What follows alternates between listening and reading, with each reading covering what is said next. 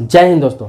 आज मैं बात करूंगा कि पैतृक संपत्ति में बाप दादा परदादा जिसके नाम से भी संपत्ति है या माँ के नाम से संपत्ति है, उस संपत्ति में पुत्री का क्या अधिकार होता है, महिलाओं का क्या अधिकार होता है। हालांकि इस टॉपिक पर पहले भी वीडियो बना चुका हूँ, लेकिन इसमें पूरी विस्तार से डिटेल से बात करूँगा। बहुत लोग ये सवाल कर रहे हैं कि हिंदू उत्तराधिकार संशोधन अधिनियम 2005 में लागू हुआ।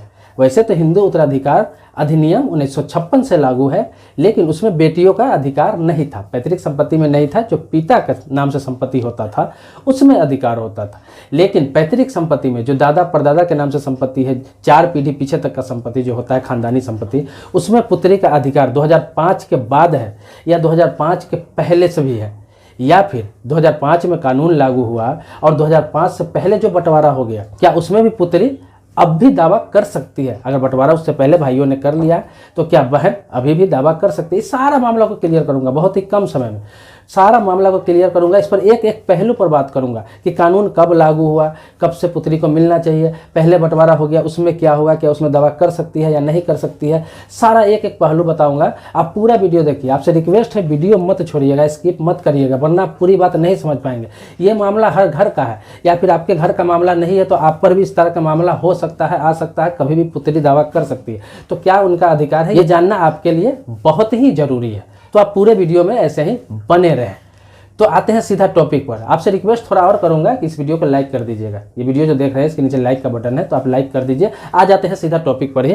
तो आपकी जानकारी के लिए बता दूं कि हिंदू उत्तराधिकार अधिनियम 1956 में लागू हुआ था। तब से पुत्री पैतृक संपत्ति में दावा नहीं कर सकती थी, उसका अधिकार ही नहीं था, उसमें दावा नहीं कर सकती थी। हाँ, पिता के नाम से खुद का खरीदा हुआ अगर संपत्ति होता था और पिता बेटे के नाम से वसीयत करके नहीं गया है या फिर किसी बेटे को ट्रांसफ़र करके नहीं गया है और उनकी मृत्यु हो जाती है, तो उसके बाद बेटी उसमें अधिकार मांग सकती थी।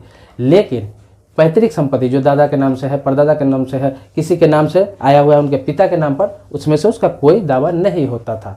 तो इसको संशोधन किया गया 2005 में। 2005 में ये लागू हुआ। 9 सितंबर 2005 में यह कानून लागू हो गया। अब क्यों लागू हुआ, पहले इस पर थोड़ा सा चर्चा कर लेते हैं। यह कानून लागू करने की आवश्यकता क्यों पड़ी, संशोधन करने की आवश्यकता क्यों पड़ी? इसका वजह यह है कि जो महिलाएं होती है, जो घर की बेटी होती है, उसका वो जब शादी करके जहाँ पे जाती है, अपने ससुराल जाती है, तो वहाँ उसका कोई भी किसी प्रकार का अधिकार नहीं होता है। पहले ये समझ लीजिए, उसका किसी प्रकार का कोई अधिकार नहीं होता है। अगर किसी कारणवश उसका डाइवोर्स हो जाता है, तलाक हो जाता है, तो पति सिर्फ उसको मेंटेनेंस दे सकता है। वो भी कब तक? जब तक कि वो दूसरी शादी न कर ले। पति सिर्फ मेंटेनेंस का जिम्मेवारी लेता है, वो भी कोर्ट के द्वारा। तो मैके में आके बैठ जाती है, मैके में रहने लगती है, तो होता क्या है कि भाई के द्वारा, पिता के द्वारा उसे अनदेखी किया जाता है, बार बार ताना मारा जाता है, तुमने ऐसा क्यों किया, तुम मायके में आके बैठी हुई है, अब हम लोगों का क्या होगा। तो इसीलिए सरकार ने और सुप्रीम कोर्ट ने इस कानून को इसलिए संशोधन करने पर दबाव दिया, इसलिए संशोधन करवाया कि कम से कम जो पति के यहाँ ससुराल में अगर औरतों का अधिकार नहीं है, महिलाओं का अधिकार नहीं है, तो कम से कम पिता के संपत्ति में तो उसका अधिकार होना चाहिए। इसलिए होना चाहिए कि पिता उसको जन्म देता है, माँ उसको जन्म देती है, तो वहाँ के प्रॉपर्टी में इसका पूर्ण अधिकार होना चाहिए। तो इसलिए सुप्रीम कोर्ट ने कहा कि कहीं ना कहीं तो उसको हक मिलना चाहिए, अधिकार मिलना चाहिए, ताकि लड़कियों को भी लगे, महिलाओं को भी लगे कि उसे कहीं ना कहीं उसका भी प्रॉपर्टी होता है, कहीं ना कहीं उसका भी अधिकार होता है। सिर्फ बेटे को अधिकार नहीं होता है, दोनों को बराबर कर दिया गया, इक्वल कर दिया गया। कब? 2005 में 9 सितंबर 2005 को ये कानून लागू करके सबको बराबर दर्जा दे दिया गया। अब एक बात और आपको बता दूं कि ये जो दर्जा दिया गया, ये जो कानून लागू हुआ, इसमें सिर्फ शादीशुदा महिलाओं को ही नहीं, अगर शादी करके महिलाएं चली जाती है अपने ससुराल, तो उसका दावा फिर भी वैसे ही रहता है। कभी भी आके अपने मैके से, अपने भाइयों से बंटवारा करके अपना हिस्सा ले सकती है। ये अधिकार उसको दिया गया और ले भी रही है आजकल। दूसरी बात आपको ये बता दूं कि जो कुंवारी लड़की, जो शादीशुदा नहीं है, जो कुंवारी लड़की है, जो माँ बाप के यहाँ रहती है, माँ बाप उनका परवरिश कर रहे हैं, उसका भी दावा उतना ही है, चाहे वो कुंवारी हो चाहे शादीशुदा हो। जैसे पुत्र को जन्म से ही अधिकार हो जाता है पैतृक संपत्ति पर, वैसे ही पुत्री को भी जन्म से अधिकार हो जाता है पैतृक संपत्ति पर। अब 2005 की बात।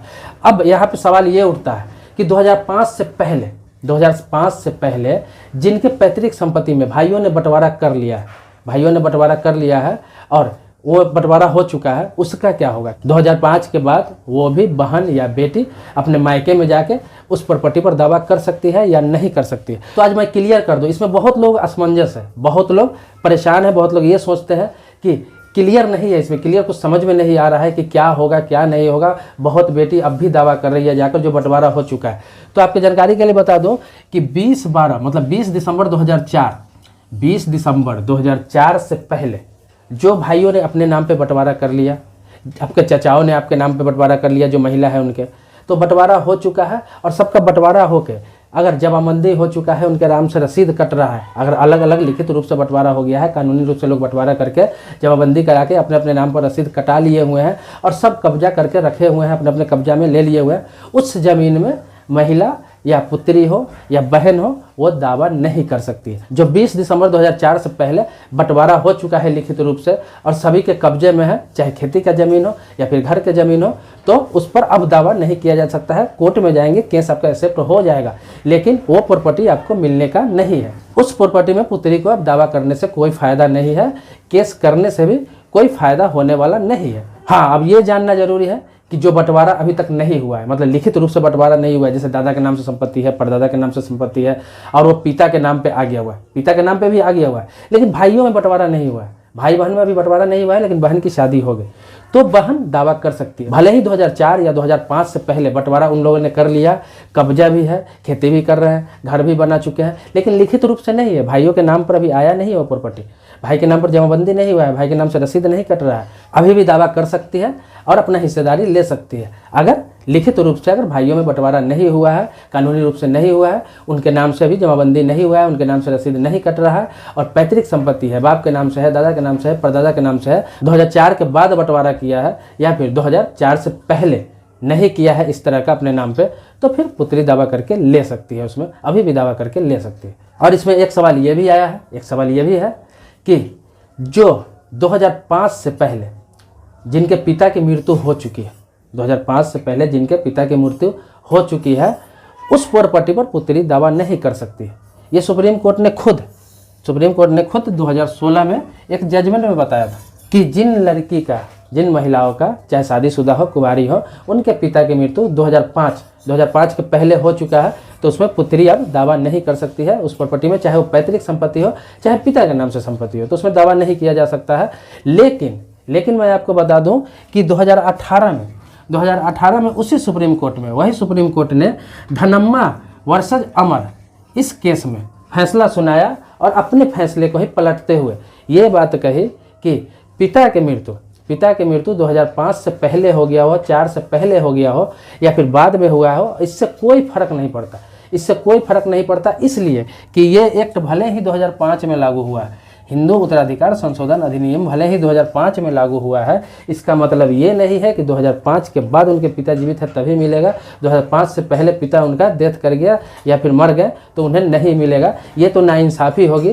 कानून भले ही अब लागू हुआ है, लेकिन उनके पीछे का भी जो बंटवारा नहीं हो चुका है अभी तक, दादा परदादा के नाम से या पिता के नाम से, भाइयों बहनों में बंटवारा नहीं हो चुका है, उस पर कभी भी पुत्री दावा कर सकती है, कभी भी किया जा सकता है। भले ही भाइयों ने मौखिक रूप से बंटवारा करके उस पर कब्जा कर लिया है, लेकिन पुत्री अभी भी दावा करके ले सकती है। मतलब इससे ये साबित होता है कि वो कभी भी पिता के नाम से हो, दादा के नाम से हो, परदादा के नाम से हो या माँ के नाम से प्रॉपर्टी हो, उस पर दावा करके पुत्री अपना हिस्सेदारी उतना ही ले सकती है जितना एक पुत्र भी लेता है। इस फैसले में, जो ये फैसला मैं आपको बता रहा हूँ 2018 में जो कोर्ट का फैसला आया था एक धनम्मा वर्सेस अमर वाले केस में, तो इसमें सुप्रीम कोर्ट ने कहा था कि एक बार पुत्री सदैव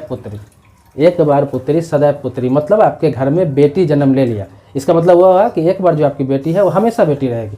तो एक बार पुत्री ने घर में जन्म ले लिया तो पुत्र के बराबर अधिकार रखती है, भले ही उसका शादी हो गया हो, भले ही उसका बाल बच्चा भी हो गया हो, भले ही उसका नाती पोता भी हो गया हो, इससे कोई मतलब नहीं है। वो कभी भी लौट के 50 साल की उम्र में भी, 60 साल की उम्र में भी आके अपना दावा पेश कर सकती है और आपसे हिस्सेदारी ले सकती है। यहाँ तक कि आप भाइयों में अगर बंटवारा आप कर लिए, लिखित रूप से भी बंटवारा कर लिए हुए हैं, तो 2018 के बाद जो फैसला आया है उसके आधार पर कभी भी पुत्री या बहन लेना चाहे, दावा करना चाहे, वो चाहे कि मैं भाइयों से अपना हिस्सेदारी ले लूँगी तो आके ले सकती है। हाँ, पिता के नाम से खुद का खरीदा हुआ संपत्ति है, मतलब खुद अर्जित संपत्ति है, पिता ने खरीदा है, पिता जीवित है, तो उस अवस्था में न बेटा ले सकता है न बेटी ले सकती है। लेकिन पिता का अगर मृत्यु हो जाता है तो पिता के खुद का खरीदा हुआ संपत्ति, खुद की खरीदी हुई संपत्ति या फिर किसी प्रकार की प्रॉपर्टी है तो उसमें जितना बेटा का दावा होता है सेम बराबर बेटी का दावा होता है। मतलब कि अगर 4 बेटा है 2 बेटी है तो 6 हिस्सा होगा, अगर 2 बेटा है 2 बेटी है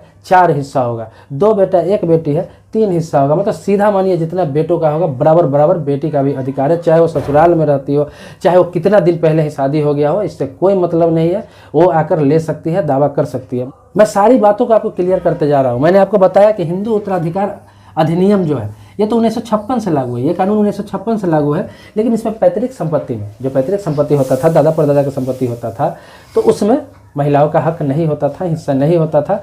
लेकिन जो पिता का खुद का खरीदा हुआ संपत्ति होता था, खुद खरीदे हुए होते थे पिता, और पिता का डेथ हो जाता था तो उसमें पुत्री दावा कर सकती थी। लेकिन उसमें भी भाई लोग नहीं देते थे, बहन को दावा करने के बाद भी नहीं देते थे। उस कानून का हवाला दे दिया जाता था कि पैतृक संपत्ति में तुम्हारा हिस्सा है ही नहीं तो पिता की संपत्ति में कैसे होगा, क्योंकि नॉलेज की कमी थी। लेकिन हिंदू उत्तराधिकार संशोधन अधिनियम 2005 में लागू करके ये क्लियर कर दिया गया है कि किसी का भी संपत्ति हो, 4 पीढ़ी तक पीछे किसी का भी संपत्ति हो, परदादा का हो, दादा का हो, बाप का हो, उससे ऊपर के भी उनके पिताजी का हो, मतलब 4 पीढ़ी तक का जो संपत्ति है उसमें पुत्री दावा कर सकती है और उसमें हिस्सेदारी अपना ले सकती है। हालांकि इस मुद्दे पर क्लियर करके मैं कई वीडियो बना चुका हूँ, लगभग 2 से 3 वीडियो बना चुका हूँ जो पहले मैंने बनाया था, लेकिन लोगों को बहुत चीज़ क्लियर नहीं था। मैंने सब क्लियर कर दिया कि अब कोई भेदभाव नहीं है, सब बराबर ले सकती है, चाहे शादीशुदा हो, कुंवारी हो या फिर 10 साल 20 साल पहले भी शादी हो गया हो, उससे कोई मतलब नहीं है। अगर आपकी पैतृक संपत्ति है 2004 से पहले आपके नाम पर नहीं आया है, 20 दिसंबर 2004 से पहले आपने अपने नाम पर नहीं कराया है, तो उसमें वो दावा अभी भी कर सकती है, चाहे उसका शादी 20 साल 50 साल पहले क्यों नहीं हो चुका हो। तो ये कानून तो पूरे देश में लागू हुआ, पूरे भारत में लागू हुआ,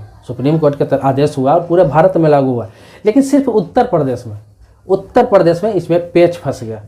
उत्तर प्रदेश में वहाँ के सरकार ने, उस समय की वर्तमान सरकार ने इसे एक्सेप्ट नहीं किया और वहाँ राज्य विधि चलता है आज तक। वहाँ राज्य का जो लोकल कानून है, अपना कानून है, उसका हवाला दिया जाता है और वहाँ का कानून चलता है। तो वहाँ क्या है, उत्तर प्रदेश में बेटियों को अधिकार तो मिलेगा, लेकिन कृषि भूमि, जो कृषि भूमि होती है जिसे हम खेती का ज़मीन कहते हैं, जो खेती का ज़मीन होता है उसमें पुत्री को अभी भी अधिकार नहीं दिया जाता है। सिर्फ और सिर्फ उत्तर प्रदेश की बात बता रहा हूँ, उत्तर प्रदेश और उसमें से निकला हुआ जो उत्तराखंड है, ये दोनों जगहों पर ये अभी लोकल कानून लागू है। वहाँ का जो राज्य विधि होता है, मतलब राज्य का स्टेट लॉ जो होता है वो लागू किया गया है।